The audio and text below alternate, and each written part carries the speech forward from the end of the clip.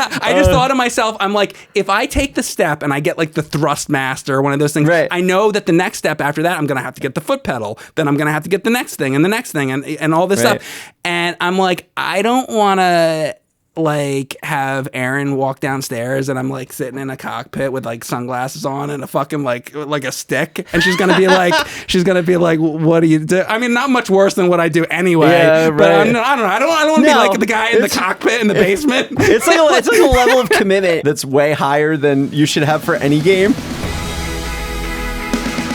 Time for talk about games, played by Ryan and Mike. A modern, a retro video game show. Yes, we talk about games and sometimes other stuff like Star Trek. It's a blast, our gaming podcast. Welcome to the first episode of Talk About Games, our podcast about games. That's what we're doing here. So I want to talk a little bit about what the show is. So it's Talk About Games, which is a show we did before. For a long time, I've just been live streaming. I'm always talking to my chat. And on this show, I'm going to be talking about the games that I stream, and we're going to be going sort of in depth about all the games that, I stream. But instead of just talking to the chat, it's nice to have a human being to talk to face to face. So that's why I decided to do this show, because, I wanted to be able to go in depth and talk about games. So Mike and I have done over 100 episodes of other things, where we had Mike and Ryan, which was more of a live stream show. We did Talk About Games, which was a show where we talked about a single game or a series of games, that sort of thing. And we did a bunch of live streams together, and Mike live streams almost every day on Twitch. And we looked at that and we felt that the good conversations that we had were kind of around the show, rather than focused on, you're talking about Ninja Turtles this week or something like that. So I felt like the podcast format, the expanded format, would be the way to go. And we often found that as we got closer to shoot dates, we'd be playing different games. Like we got really excited. Like we did an episode on Crystalis, unreleased episode, and I was really excited about it, and I wanted to talk about Crystalis and all of this. But by the time we got around to shooting it, we were playing different things. Yeah. So the idea here is essentially, I'm just streaming games all the time. That's what I like to do. After, editing videos and whatnot for years, I found when I started live streaming, and Ryan was the one that introduced me to live streaming. I didn't even know anything about it before that, but, I started to do live streams and I was like, oh, wow, I actually really love this. But I figured, it would kind of like my interest in that would die off after, a few months or whatever. But it never did. And I just decided that that's the thing I wanted to really do. And I have so much fun doing that. And if any of you guys watching right now or, come to my streams or you're some of my stream people, thank you for watching my streams. But thank you, for coming out and checking this show out. And I think it'll be a nice, a sort of a different look at being able to actually talk to another person, because I'm always like talking to myself, right? I mean, I'm talking to the chat, screaming to yourself, screaming to myself, yelling fuck and all that stuff. Yeah. And so yeah, it'll be nice to do that, and I feel like it'll also motivate me to play different types of games as we talk about different games, because when I first started live streaming, you guys should know that I grew up a Nintendo kid, and for a long time, pretty much all I was doing was playing NES games and Super Nintendo games and that kind of stuff. And that's because that's the stuff that I grew up with. And now that I was bringing that stuff to a camera, I wanted to play all the games that I grew up with. But now I've been streaming for almost 6 years, I think.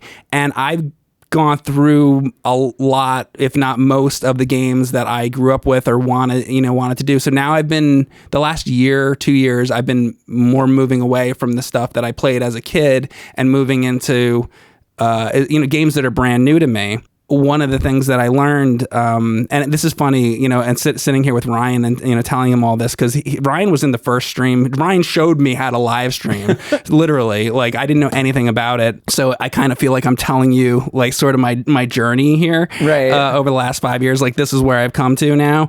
And I've kind of like learned to love the Sega Genesis more so than the Super Nintendo in the last couple years. And when I first started live streaming back when we did the early AVGN stuff, I would have never said that in a million years because I was a Nintendo kid. I love Nintendo. Right. But now, because of live streaming, I'm like, oh, if I would have had the Sega Genesis, I probably would have really, loved the Sega Genesis, but I didn't have one as a kid. I had all the Nintendo stuff. I feel like Nintendo, because Nintendo is such a great game developer, they have like this gravity to them on a console where you're playing on a Nintendo console. What are you playing? You're playing Mario, you're playing Metroid, you're playing Zelda, you're playing Nintendo games. That's the core of it, right? Whereas with Genesis, a lot of the other developers really got to shine. Mm-hmm. Exactly. Yeah. And I always strayed away from it because I would always hear, oh, Genesis is so much sports stuff, and I'm not very into sports, so I was like, oh, that's like the sports system, And then now, all these years later, getting to,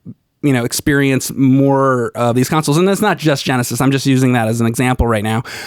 Getting to experience more games that I never played before has just been awesome. So that's like one of the reasons that I love live streaming so much is, just getting to experience all these games that I never really got to play before. And originally, when we did talk about games, I came to Ryan because I knew that Ryan was, really into a lot of games that I didn't play. Back then I was playing Pac-Man and right. Ninja Turtles and whatever, and all really, really retro stuff. And Ryan you were doing World of Warcraft and just games that I wasn't into. So I was like, you know what? And we would have conversations about video games. So I came to him. I'm like, how would you like to do a show with me on Cinemassacre? And we could just talk about games. And Ryan was like, I don't want to do that at all. And I had to kind of convince you to do that. So I hope it hasn't been too much of a nightmare, doing that. But I had so much fun, over the years, having these conversations with you. And it's really made me discover a lot of games that I wouldn't have played otherwise. I felt like out of anybody, I was uniquely suited to be the person to show you modern games, because a lot of people who play modern games, or a lot of people who play not even modern, but like not Super Nintendo, not Atari, not old games, sure, don't have the rich knowledge of what happened on NES or Genesis or whatever. They weren't there for it. And I was even, as like a retro game person, I wasn't totally out of it on my own. I was playing like, some like Batman Arkham City or some other things like that. Yeah. But, I'd like to play like StarCraft and whatnot on my own, but I kind of needed an extra nudge to kind of really, get more into modern games. I think it's funny, I think Nintendo, Super Nintendo, those kind of games, Genesis even, will always be part of the design language of games, because I find myself, when I do game development, when I'm trying to talk to a developer or talk to an artist about a concept, I always relate it back to, something that happened in Final Fantasy, or something that happened in Mario, or something that happened in Contra, or something like that. Even if it's like a 3D game, or it's a shooter or something like that, like, good platforming is good, no matter if it's in full 3D with HDR and all the stuff, or if it is pixels on a screen. And or you could also go back to those old games and certain ones say, this is how not to do it. Don't do this and do this, because there was a lot of crap back then too, as we know. So with this show, with Talk About Games, we even though we're talking, it's natural, we do have a format. The beginning of the show, we're going to talk a little bit like we are now about what's going on, maybe some topics in the news, that sort of thing. And then book club style, each of us bring a game to the table for the podcast. And this episode, even though it's the first episode, it's kind of flipped the games that we picked. Like, who would pick which game, I guess. Right, yeah, I guess that's true, yeah. So yeah, one thing I do want to say, and I kind of want to just make sure that I make clear is, I'm still streaming all the time, and I'm kind of doing this additionally to the streaming. This is we're going to do this for an hour or two, and that's about all the time it's going to take me, because all the research work is my streams. So yeah, basically this isn't really taking much time away from my streams. In fact, I actually think it's going to help my streams because I'm going to get to like talk to another person for a few hours about games, and then probably you'll tell me some things, and then I'll end up going back and playing something probably, that you end up telling me about. Yeah. It's nice that historically, like when this episode comes out is right after, vaccines and the pandemic is calmed down and everything, and it's good to actually be in another room. We wouldn't have been able to do this 6 months ago. Yeah, exactly. Being in another room with another person talking again, and it's more casual than it has been. It's the first time that I've done this in a while. Other than I did another show that I can't remember the name. Tony will kill me. So right. Yeah, which is right over there. Spoiler alert. So what are you playing today? What am I playing today? So yeah. Again, we're each going to pick a game each time we do this. I've been playing, I play different stuff all the time. I'm a variety streamer. I'm always playing different things. But, over the past couple of weeks, I've probably played 10 different games. But what I'm going to do is I'm going to come to you with the game that I have the most to say about. Right. And at the moment, and it'll be completely different the next episode. At the moment, the one I probably have the most to say about is Mech Warrior 5. Okay. Which is surprising because it wasn't something that I thought I was going to get so into or know anything about. I didn't know really about the franchise. I knew that it existed. I had heard the name, and that was it. I believe I remember seeing the boxes in stores and back in the day, but so I tried this game out, and I ended up playing it. I'm probably about 50 hours into it now. Wow. And it is it's awesome. I'm also going to say it's not the best game that I ever played. I'm not bringing this to the show for the first episode because I think it's the greatest game in the world or anything like that. It's a good game. I'm bringing it to the show because that just happens to be what I've been playing the last week or so. Basically, the game is you're traveling around the universe or the galaxy, and you have different pilots, and the pilots get into these mechs, and a little bit like Star Trek, you go from planet to planet to planet, and you don't beam down, but your ship sort of flies down. And I don't know how the hell the mech gets in and out of the ship. They never seem to show that, but the mech ends up on the planet, and you go around and you blast buildings or blast other mechs, and it's a lot of fun, and there's a lot to it. It's not a game that you're gonna just like pick up instantly. I'm 40-50 hours into it, and I'm still like learning things all the time. You've played the game yourself. Oh, I have played the game. I'm probably one of the biggest Mech Warrior fans, BattleTech fans. Well, you can tell me. I actually like to know about. Did you play any of the older ones? I've played every Mech Warrior BattleTech game, pen and paper, every I'm the biggest fan of that universe. It's one of my primary universes. When I was a kid, I used to like go to like the bookstore and get the source books. I had no idea. You've never, of all these videos we've done, you've never told me really about Mech Warrior I much. could do a podcast about BattleTech, just about the universe of BattleTech and all the games and stuff. So that said, I want to throw out a question because now I'm really like interested in this in this game, and I don't know if I'd be interested in the rest of the games. But so with Mech Warrior 5, what do you think about it compared to all the other games? Basically, is it good? Is there one that's better that I should be playing? So Mech Warrior 5 realized the promise of having the big map that you go around in, and it's more open world. Mm-hmm. And that is something that people have wanted forever. Okay. Back in the 90s. Now I'm a grade school kid. Mech Warrior 2 came out. I had a Pentium, like the first Pentium computer. We didn't even have like video cards yet. This is before Quake. Right. This is just like, and we played Mech Warrior 2, and Mech Warrior 2 takes place in like the 3060s. So it takes, or 3058. It takes place 20, 30 years after the game that you're playing right now. Okay. So all the clans and stuff don't exist where you're playing right now and all of that. And I played the crap out of that game, and it's great, but it's storyline. You don't have a big map. You don't go around.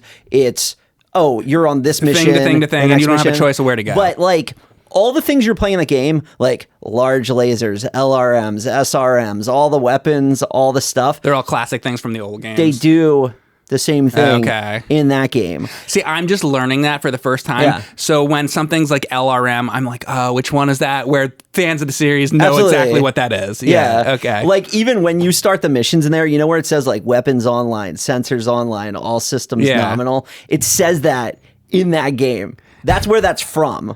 That sounds like in the Adam West, like all engines go, whatever. Let's go, Robin.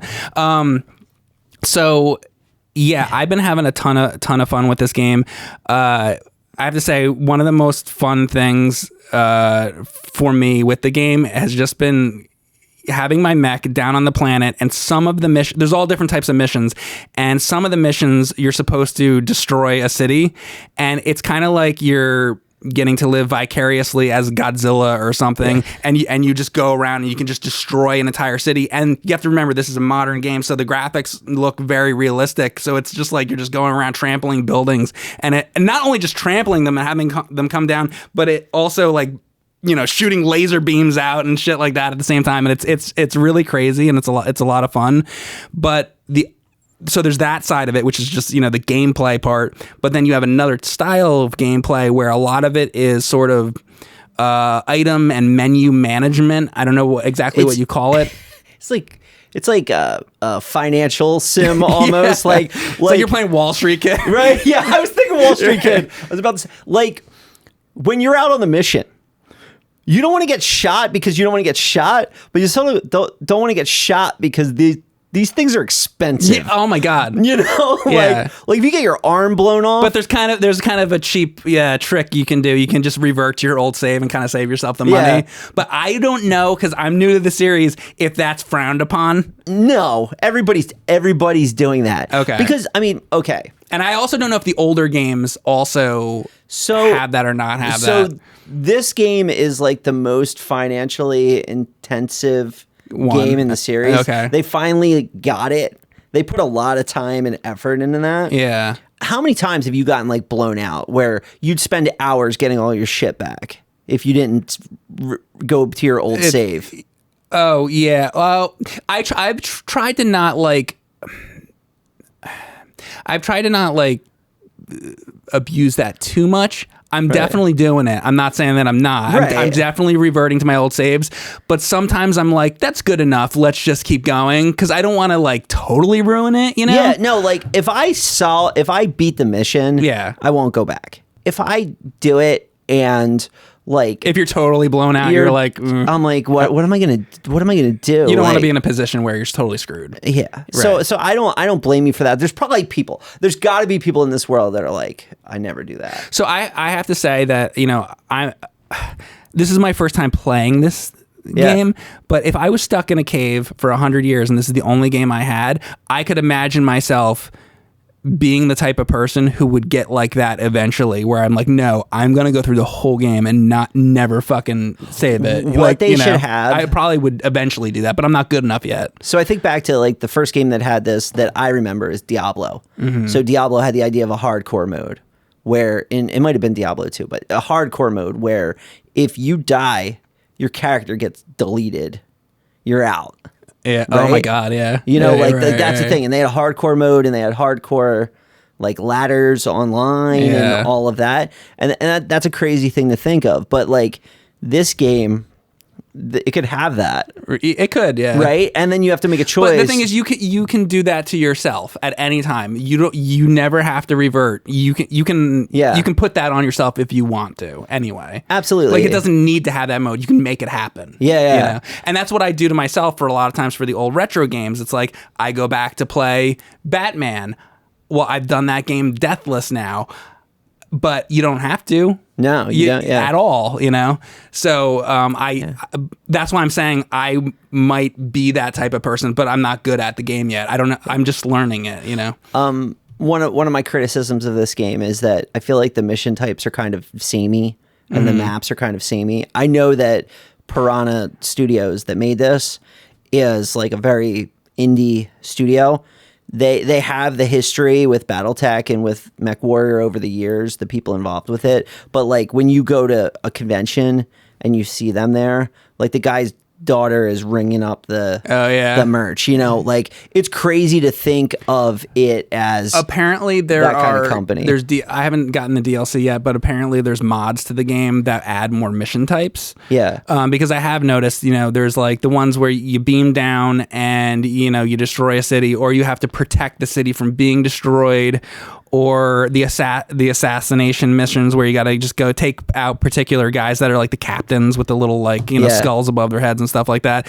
So I feel like you were talking about, there's this huge map in the game and that it's really open-ended, and that's something people have wanted. But a couple times already, I've run into things where it's like I have felt like I needed more money, or I needed to play more to get more rank, to get to the next rank before I could go on with the mission. Yeah. And when that starts happening a lot, I started to feel a little aimless, where I would go from one planet to another and I'm like, I don't really know what I'm doing here. And I kind of, I wanted a little bit more structure. So I almost, but at the same time, I do like being able to travel wherever I like. So it's I kind of feel both ways about it. I would love with this game if they kept at it and they didn't go on to MechWarrior 6. They just kept at it and they added different things. So like, I agree with that. If you're attacking like Luthien, which is the Draconis Combine homeworld, or Tharkad, which is the Lyran Commonwealth homeworld, like there should be like, see, I don't know any of this stuff. There should be like flags and like gigantic buildings. Like it should be like a metropolis. Like that. The key worlds in the should be more fleshed out. Should be more fleshed out. Like even if they took like the top 50 from the books and from the lore and from the different things, they took the top 50 worlds and made them special. Mm-hmm. Like I remember the first time I went to where did I go? No, I went to Tharkad, actually. I went to the Lyran Commonwealth one. And I landed, and I'm like, well, there should be, statues of the people. Or, because that's like the capital. I would love if there were more like characterization in like the people giving you the missions. Like they had like a personality or something like that. But I can tell that where they spent the money. They spent the money and time on giving you all the mechs. The mechs are super well defined. What they look like. They look exactly like they looked in the 80s. Oh, yeah. They have the weapons, how they're so customizable. The sheet that shows you the armor and all the things is exactly like it is in the pen and paper one. Yeah, I love the mechs. I mean, that's the fun part of the game. You go in these menus and there's all these different things that you have to do. Like if your mech gets totally screwed up, you go into the menus afterwards, and then you gotta make sure to repair, all your items, and you screw around with that for a long time. But one of the stupider things that I have fun with is just like painting the mech and making them look cool. I always make mine look like Transformers. I'm like, this guy's got a thing on his shoulder, I'm gonna make him look like Soundwave, and this guy, I make another guy look like Shockwave, and I'm like, they're all Decepticons, and I'm like, I really want a Transformers like mod to the game. I don't know, but even though it's not like that, I like the in-game mechs that they have. They're all interesting. You got like the Black Knight and the Warhammer and all these different mechs, and they all have a unique look to them. It's not like they're all like look kind of samey. They don't. Right. Like you can tell the difference between all of them. Oh my god, a huge thing that we didn't even bring up about this is, I don't know if some people might be turned off by this game because of the way it controls your mech. You don't just like walk around like any other game, like you're going around a control stick like Monkey Ball or something like that. It's not like that. Your mech, the bottom part of your mech is sort of separate from the top part. Yeah. And you always have to like rotate your legs. I'm going to explain this badly, but I had never really played a game that was like that, where your sort of legs are independent of your body. It didn't take me too long to get used to, though, and I hope that wouldn't throw off newcomers. But I really, I kind of enjoy that about it. But it's definitely a game that you want to like set up correctly when you start, like in the controls and the options. And especially with the mouse and setting up all your different gunshots, because there's a lot of different weapons on the mech. Like you'll have a gun on one arm and a gun in your chest and a gun on your head and all this stuff, and that's all set to a different button on your mouse. And if you got some piece of shit mouse that doesn't have enough buttons on it, or they're in the wrong place, it's gonna be hard to play. And I had that problem. I ended up going out to several different stores and then eventually ending up buying a special mouse online to play it with, where the buttons were in the right spot, because I don't typically play games with that many buttons on it. Yeah. I almost ended up buying one of those like HOTAS controllers, right. Like that they use for like the flight sims and shit. Yeah. I didn't go that far because I was like, this is gonna take me into. Then next thing, you're gonna see me in like 3 months. I'm gonna be one of those dudes with the fucking cockpit in the basement. I got the fucking thing. I got like a helmet on, and I just thought to myself, I'm like, if I take the step and I get like the thrust master, one of those things, right. I know that the next step after that, I'm gonna have to get the foot pedal. Then I'm gonna have to get the next thing and the next thing and all this right. stuff. And I'm like, I don't want to like have Aaron walk downstairs and I'm like sitting in a cockpit with like sunglasses on and a fucking like a stick, and she's gonna be like, what do you do? I mean, not much worse than what I do anyway. Yeah, right. But I don't know. I don't want to be like the guy in the cockpit in the basement. It's like a level of commitment that's way higher than you should have for any game. Yeah. Right? I will say though, I'm a nerd, and at the same time, I might have the fucking cockpit in 6 months. I'm gonna tell you two things. The first thing is the torso twisting in this game, like you're saying, with the arm-mounted weapons versus torso-mounted, head-mounted weapons, whatever, is the best it's ever been in the franchise. And there were times when I was playing, I was using the Marauder. The Marauder has a big autocannon on its shoulder, and then it has the arms. And there's be situations where I'd have two mechs. There'd be one coming at me like straight ahead and one over there. Yeah. And I'd be hitting the one with the autocannon with the torso. Yeah. And I'd be shooting the other one with my arms that way, and I felt like such a badass because like when it all lines up, when you get it to work, and you're like, wow, this is super cool. Yeah. They need it to be. I don't know if it exists yet, but do they have like VR for this? Okay, so there was a company, I forget what it was called, but there was a company that made BattleTech pods. They were like an amusement company. Oh, okay. You know how you buy you go to round one or whatever. They have like the Star Wars Battle Pod. Star Wars Battle Pod or whatever. Which, by the way, I fucking beat that game. I love that shit. Yeah? Yeah. Oh, did you? That game's so fun. Dude, you get in the fucking like X-Wing and the shit, and the thing takes off, and the wind's blowing out and shit. I don't know. I think that's cool. That's cool. So it's a cool like throwback to the early 80s, like, Star Wars arcade machine. It's like the modern version of it, and I don't know, I like that game. Anyway. So it was called like the Tesla system or something like that, where they had the BattleTech pods, and it had like the different switches and controls and everything, and you could go and there'd be like 8 pods. Where would this have been? There was one in New York. So I've seen the pods in person a few times. There is a guy who comes to MagFest who has like 4 of them. Oh shit. So the full pod, you get in, like there's little like sub screens, like there's multiple things. That's cool.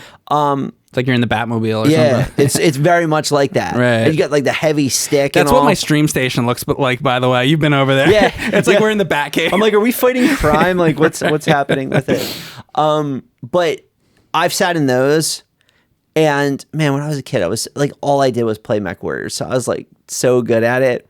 But when you actually sit in it and it has like all the feedback and stuff, and the screen's big, and it's crazy. It's cool. So I highly recommend it. Now, this game looks 10,000 times better than that looks. But the battle pods are amazing. I've sat in them. You'll probably get a chance at some point to go somewhere, because there's still ones that are functional. Okay.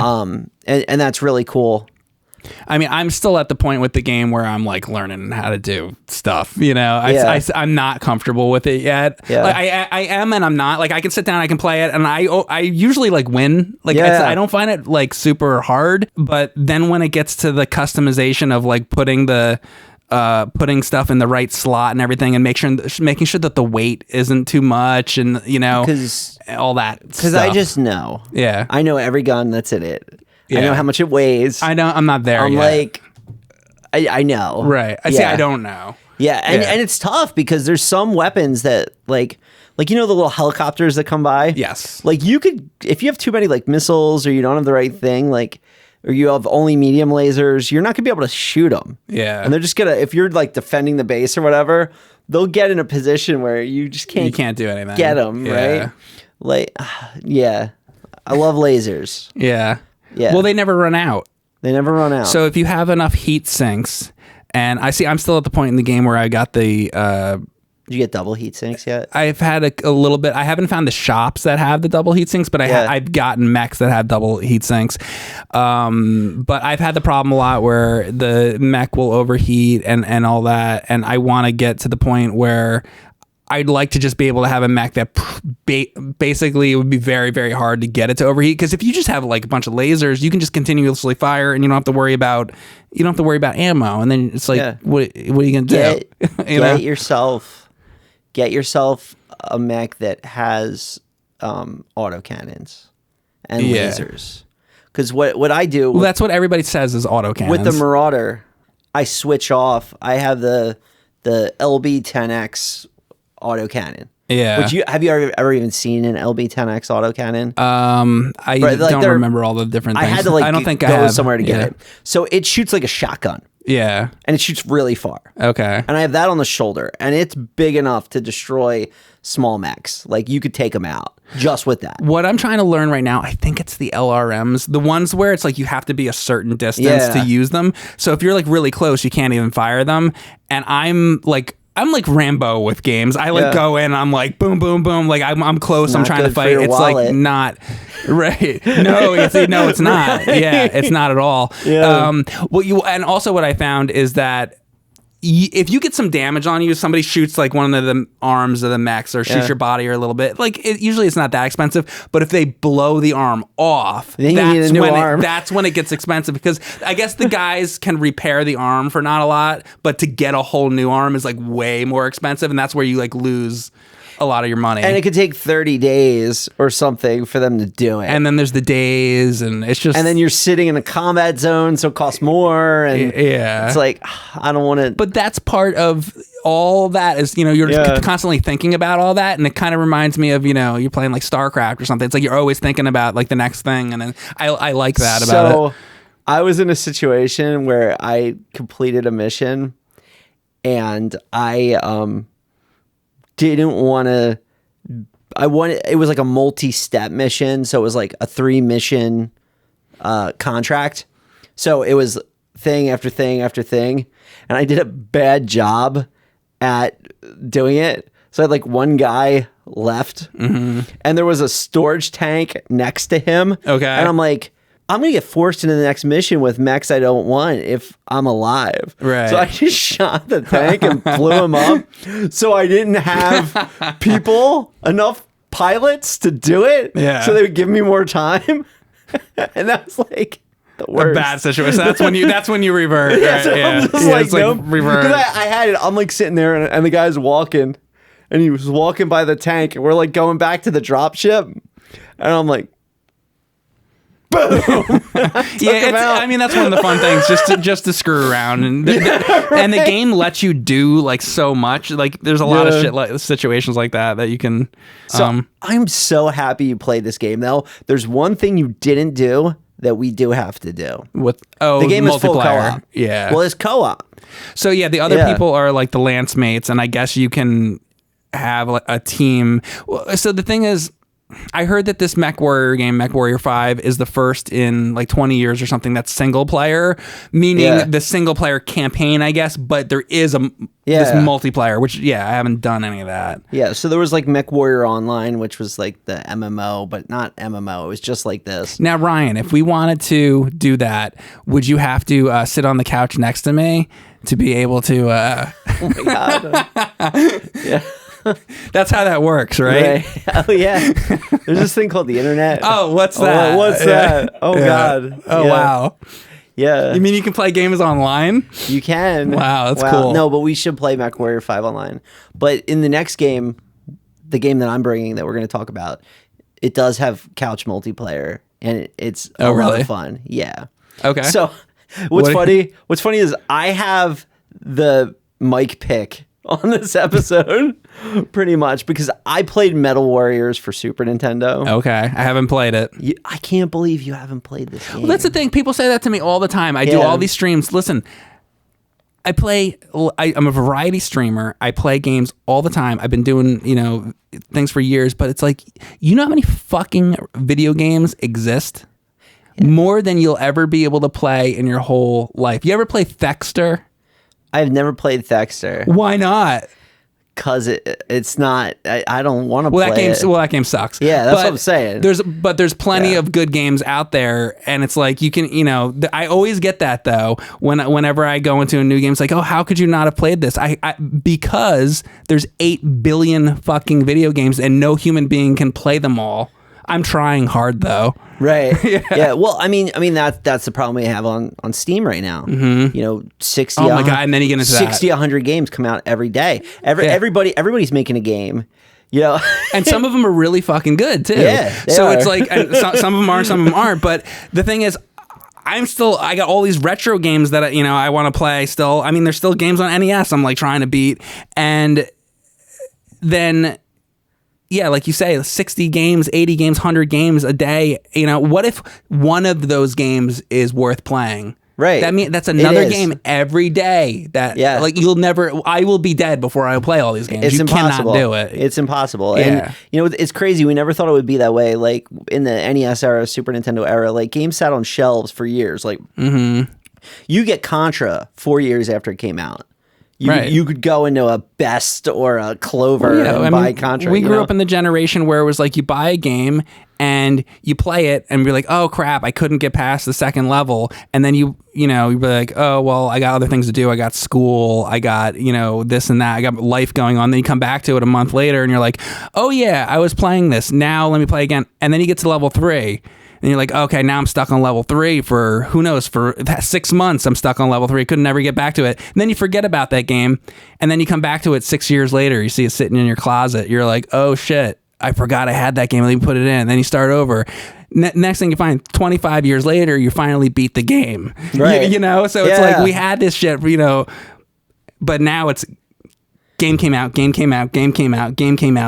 As many games come out, about as, many people are born, I feel like, at this point. It's crazy. So Metal Warriors actually kind of is an interesting history. So Metal Warriors were published by Konami. It has like the Turtles in Time style Konami loading screen when it comes up. But it's actually developed at LucasArts by the same team that made Zombies Ate My Neighbors. Now, question about that. Do you think George Lucas has ever played the game? I don't think George Lucas knows this game even fucking exists, which is kind of sad because it's a late Super Nintendo game. So it's beautiful. It has these full, like, animated, like, even cartoon style cutscenes. It feels a lot like, you ever watch the cartoon Exo Squad?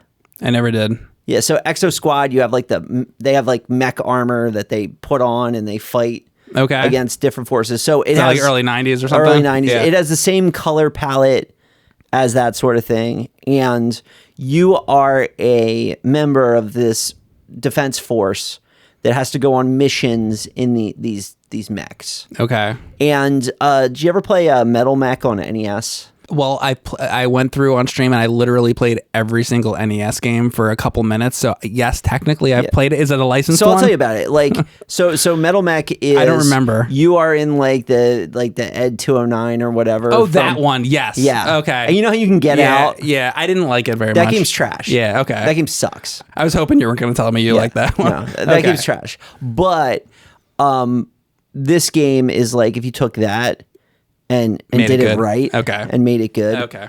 So you are in a robot and you're going around and you're going on missions, but you can climb out of the mech to like flip switches or like you have to like save scientists. So you have to go in this like room where it's too tall for your mech to go. So you got to get in your little space suit and go around. Oh, you get out. You get like out. Blaster Master kind of. Exactly. Exactly like Blaster Master. But one of the things that's cool about it is like you don't have a health bar.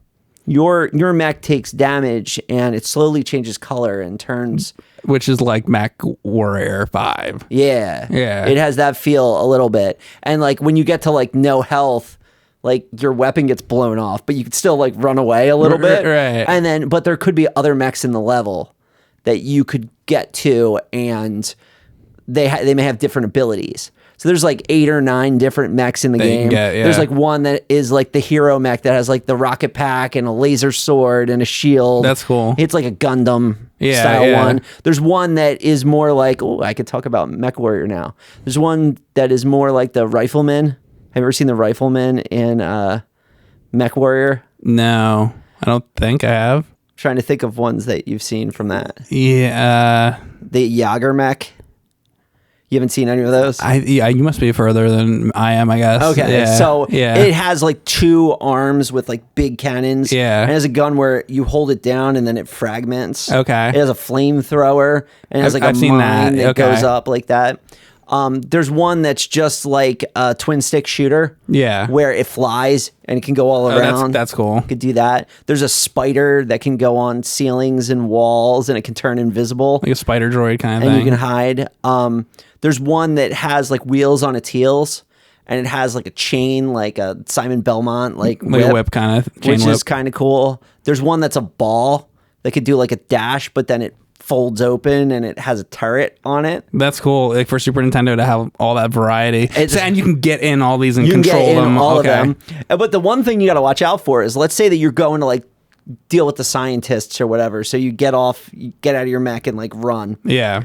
You one of the bad guys could get in your freaking mech and my God, attack you with it, or you can like sometimes you'll attack, like you'll be attacking them and they'll have to run to get in their mech. Yeah. So you could like walk over them like Rampage style before they get to it. Right. And like the story is pretty interesting. There's like the big cutscenes and all of that, but I didn't really play the single player a lot as a kid. Yeah. I played the multiplayer. Oh, really? Okay. So this game has 2-player. Was it like a fighting game at that point, or what do you do? So it's 2-player multiplayer versus. And actually, I'll show it to you. We actually have a screen in the studio, so I could show it to you. So here you can see like these are the different mechs that I'm picking from. So like there's the ball, the spider, the different ones. So we're picking those. I like the graphics. They look nice. Like that's full color. This is Super Nintendo. It's pretty crazy. So you could see we're fighting against each other here, and I'm in the spider, and I was playing this with Dave, and he is the one with the skates on his feet right now, and he has a machine gun. And you could see like the environments are destructible. Like you'll see, like for me to get to him, I need to. And there's arrows to tell you kind of where they are. Yeah, exactly. But I just got like the shoulder missile power up. Right. Oh, here I am. Here we go. We're gonna fight now. Oh, yeah. This is like Quake with mechs or something. Yeah, exactly. Like we're in this, and you can see there like the power ups drop at those ports there. So it's important to kind of know where they are so you can get health. Like you'll see he's about to get a health pack. And when he gets a health pack here, I run away on purpose because I know I can't win. See, like he got health. Right. So you're running. I'm running because there's no way. Yeah. What are you gonna do? What am I gonna do? So I find health now, and I'm like, oh, I'm coming to get you. You know. So it's like a standoff of who has more health, basically. Yeah.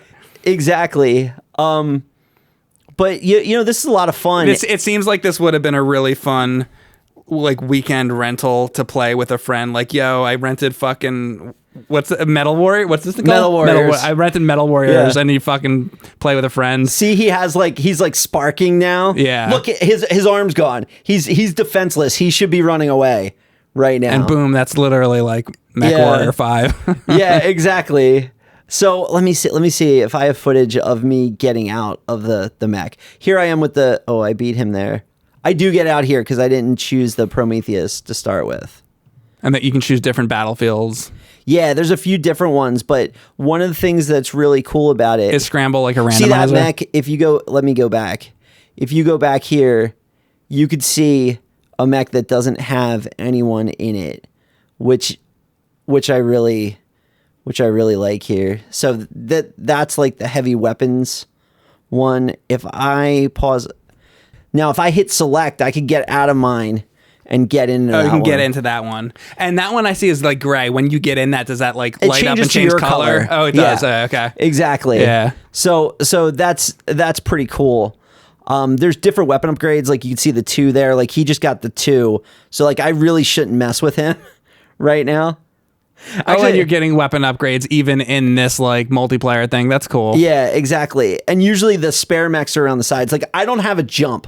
That's why I didn't like come at him here, because I can't, like this mech just doesn't jump.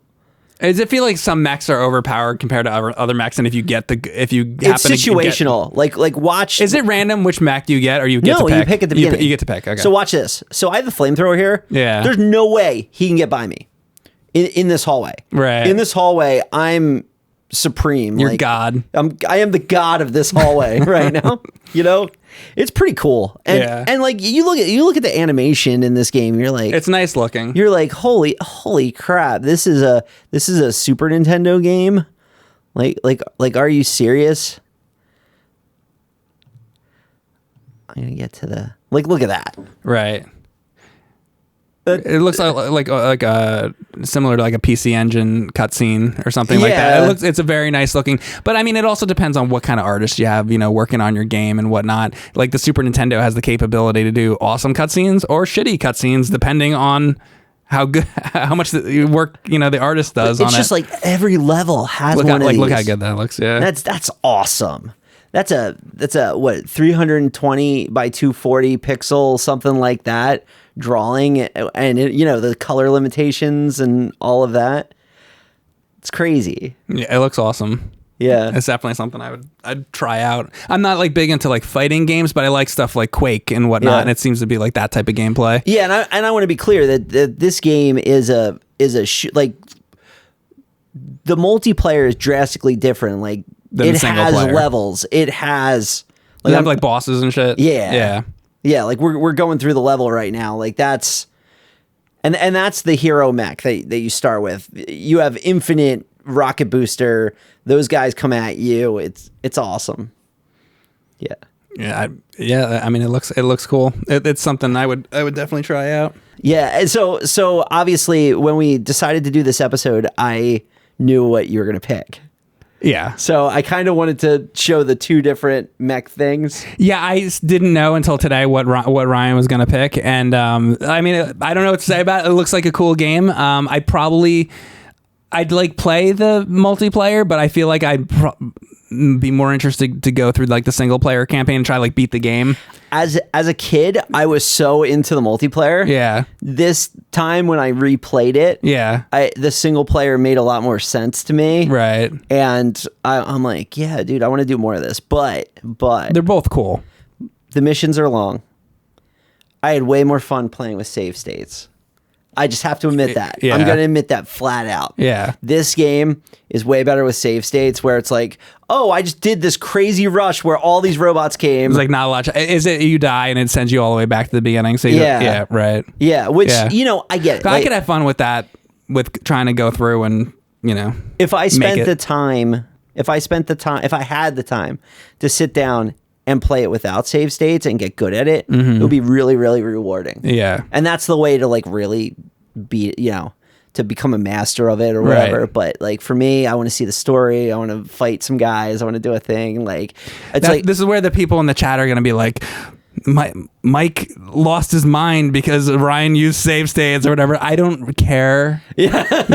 You all do what you want. I don't care. right. Everybody's got their own way that they like to play their games. Yeah. And that's fine. Yeah. Yeah, I agree. And that's why I like having this kind of format. We're doing a podcast here. It's like this can be kind of as long as we want it to be. And, we're in an age where, you got social media, and on Twitter, it's like you try to say something and you can only have so much context, where really some things need to be more of a long form discussion. Absolutely. Where, you try to say something, and if it's only 3 sentences, you can't really get your idea across, and then people get confused. They say, "Oh, he thinks this." And it's like, no, that's not really. There's more context than that. I always have that feeling when I write tweets. I end up like having to do like a reply to my thing. I'm like, well, Because somebody thinks another thing, and it's I think when I write the tweet, I think of like what the reply is going to be. What the reply is going to be. Like when I was talking about, I recently did a tweet where I was talking about how Nintendo console refreshes, and I was talking about, Nintendo only did.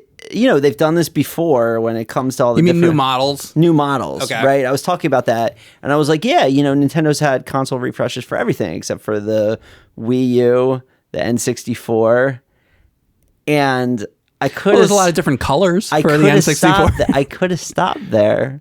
Yeah. But then I thought to myself, I got to write Virtual Boy. Right. And because there'll be a guy. And no one thinks of the fuck the Virtual Boy. No one cares. There is people that care because there's people that mod Virtual Boys and make consoleized Virtual Boys. There are. I agree. I also do not care for the Virtual Boy, but there are people that care. No, but what I'm saying is like the meaning. One of our friends has a Virtual Boy thing in their house. Oh, I have a Virtual Boy. Right. I have my Virtual Boy I had as a kid, Virtual Boy. But what the fuck did you say about Virtual Boy? No, exactly. no, but what I'm saying, what I'm saying to you is that you get the point of what somebody is saying in a tweet, and then everybody has to come out of the woodwork and be like, well, what about the Virtual Boy? And it's like, what about it? So this is very similar to what happens on my streams. So I go and I'm playing some game, playing Mech Warrior, but I get into conversations about other things, and I'm like, oh yeah, last year I was playing Crystalis, and I didn't really like it very much. Blah blah blah, and I say my thoughts or whatever, or then you pick another game, be like Superman 64. I played that 5 years ago, and I thought Superman 64 sucked, and I don't think everybody thinks Superman 64 sucks, but there's always a guy that will come out of the woodwork and he's gonna be like, actually, let me tell you why Superman 64 is good. It was the first game to do this, and there's always there's gonna be one guy or two guys. There's like, always. And what I have to say to you those don't want to be that guy. What I have to say to those people is what they need to understand. Is that there's an outdoors. Is it? There's that. But what they need to understand is like, it's not like the people you see on YouTube or on Twitter or whatever. They're not like data. They're not there. They're not like, like that's not, they're not computing. Right. Like all of that, it's like, I'm telling you how I feel about it. This is how I feel about it. You can't tell me how I feel about it. Only you can tell it yourself. Only I can say how I feel about it. Mm-hmm. And like, if you're gonna be that guy, just don't do it. Don't you have something better to do? Like, it's tough. What are you gonna do? What are you gonna do? So yeah, this is what this is. Right? This is what you get. This is what you get from this show. I don't know. So basically, each episode of this, we're gonna come back with another game. I'm gonna be streaming as I usually do. And whatever game during the week I find to be the most interesting, I'm going to bring it to Ryan and I'm going to tell him about it, and whatever he's playing, he's going to tell me about it. Do you have anything else going on besides this Super Nintendo Metal Warrior game? Is there anything else going on in your life? That's my question for you. Right. As it seems like we're starting to wrap this up. Yeah. We just put out the Iron Meat demo. Which I played it. Yeah, I saw. I just streamed it like yesterday. Wow, you noticed. I did. Well, to be fair, so like a year ago or something, you let me try the game out, and that's when like the game was like way different. Yeah. I mean, it was still basically the same thing, but it's been so improved since then. And I remember back a year ago, I was like, oh, it should have this, it should have this. All the things, my concerns from a year ago were like totally like addressed. And I feel like a lot of people are going to compare Iron Meat to the Contra games, and it's a Contra inspired game. Absolutely. 100% inspired by Contra. Yeah. And so I played pretty much all the Contra games, and I feel like it's for me, from what I played so far, it seems closest to Contra Hardcore on Genesis, which is the best Contra game that exists, in my opinion. Right. I think that is by far the best one. I have the most fun with it. And if you're making a game that resembles that game, that's a good idea. Yeah. Like, it's a good, mold to, go off of. I'll tell you, we put out that demo, and the amount of like wish lists and interest and YouTubers covering it and everything, I was like, wow, people do care about Contra. Thank God. Right? Well, I mean, it just goes to show if you make a good game, people are gonna care and notice. And I will say I haven't played the whole game. I just played the first 2 stages, but those were like totally tight. I'm really interested to see the rest of the game. My only thing from seeing the demo and the first 2 stages were I didn't know what like some of the items are. Like you get like the laser weapon, but then it says you, and I was like, well, I would have made it an L for like laser, and I didn't know what the stuff stood for. So I was like, maybe there should be like a screen that tells you what the items are or something like that. That was the only thing. The answer? Yeah, the answer to that. So, like right before the demo came out, like we have been swapping out different weapons. Like we were just like we had been messing around with what weapons were going to be in that demo, like day by day. Okay. Right. So like what you wanted to show people. Yeah. So a lot of that stuff was like, that was just the placeholder letter that was on there. Oh, it's placeholder letters. Yeah. Okay. So it was like, that was just the letter that happened to be there, but that might not have been the laser like 2 hours ago. Okay. Right. Because I would say like in the final version of the game, I feel like it would be nice if there was like a screen, like when you go to the options, if there's something that's like, it shows like icons of like what everything is, just so that what everything is. Oh yeah, we'll definitely do that. Yeah. But I take Mike's criticism very seriously, because you've played more of that type of game than anyone I know. Yeah, and I'll tell you if it sucks. Yeah. And so far I think it's really good. But if it starts to suck, I'll tell them. I'll tell you. I don't give a shit. That's awesome. So this is also on YouTube. It's on where podcasts are found, and you listen to them. So like, subscribe, follow the feed, do all of the things. We'd love to hear more from you, and hope you love to hear more from us. Push the enter button. Yeah. Thanks for watching. Thanks for watching.